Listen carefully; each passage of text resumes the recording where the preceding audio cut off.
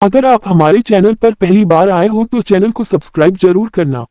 1952-53 के जमाने की घटना है। 5 शिकारी मध्य प्रदेश के जंगलों में शिकार खेलने गए थे।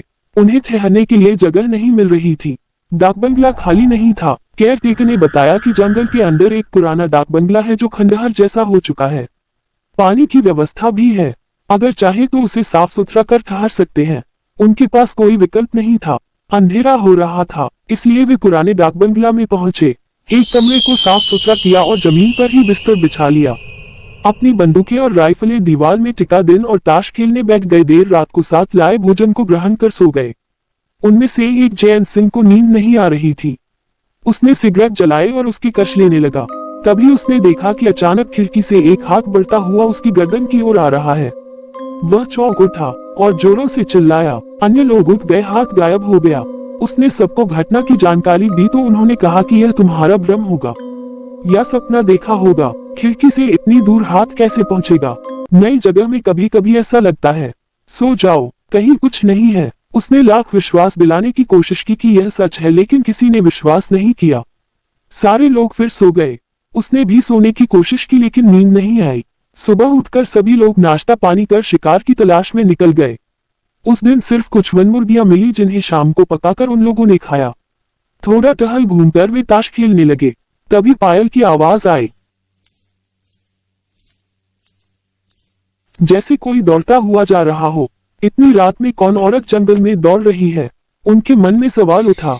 खिड़की पर जाकर देखा तो कुछ दिखाई नहीं पड़ा। वे खाना खाकर चुपचाप सो गए। जयंत सिंह को उस रात भी नींद नहीं आ रही थी। वे उस हाथ के बारे में ही सोच रहे थे। तभी झपकी लगी। आंख खुली तो देखा कि खिड़की से एक हाथ उनकी गर्दन तक पहुंच चुका है। खिड़की पर एक लड़की खड़ी हंस रही है। वे चिल्लाए। सभी लोग उठ गए। उन्होंने पूरी बात बताई और कहा कि चिल्लाता नहीं तो मेरी गर्दन दबा देती। सभी लोग खिड़की के पास गए तो जंगल की ओर एक लड़की जाती हुई दिखाई पड़ी। तो विश्वास हो गया कि कुछ न कुछ चक्कर है। उसी की बात करते हुए वे सो गए। अगले दिन वे लोग नाश्ता पानी कर शिकार पर निकले। रास्ते में कुछ आदिवासी मिले। उन्होंने पूछा कि आप लोग किधर जा रहे हैं? उन्होंने बताया कि शेर का शिकार करने आए थे। वह मिल नहीं रहा है तो अब हिरन मारकर चले जाएंगे। आदिवासियों ने पूछा कि ठहरे कहाँ हैं? उन्होंने बताया कि पुराने डाक बंगले में। आदिवासियों ने चौंक कर पूछा कि कब से ठहरे हैं? उन्होंने बताया कि 2 दिनों से। आदिवासियों ने हैरानी से पूछा कि 2 दिनों ने ठहरे हैं और जीवित हैं? क्या मतलब साहब? वह भूता डाक बंगला है।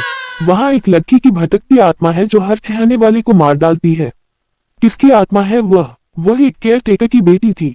एक बार केयर टेकर बीमार था और कुछ शिकारी ठहरे हुए थे।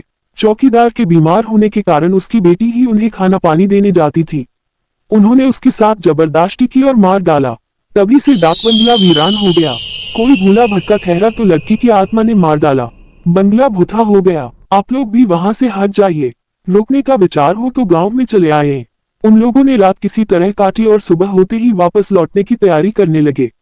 रात को वह लड़की खिड़की के पास आए और बोली कि देवी देवताओं की कृपा ने तुम्हें बचा लिया, फिर कभी इधर मत आना। तो दोस्तों, यह वीडियो मैंने आपके लिए बहुत मेहनत से बनाई है। अगर यह आपको अच्छी लगी हो तो वीडियो को लाइक करें और चैनल को सब्सक्राइब जरूर करना। आप लोगों के लिए डरावनी और मजेदार कहानी लाता रहूंगा।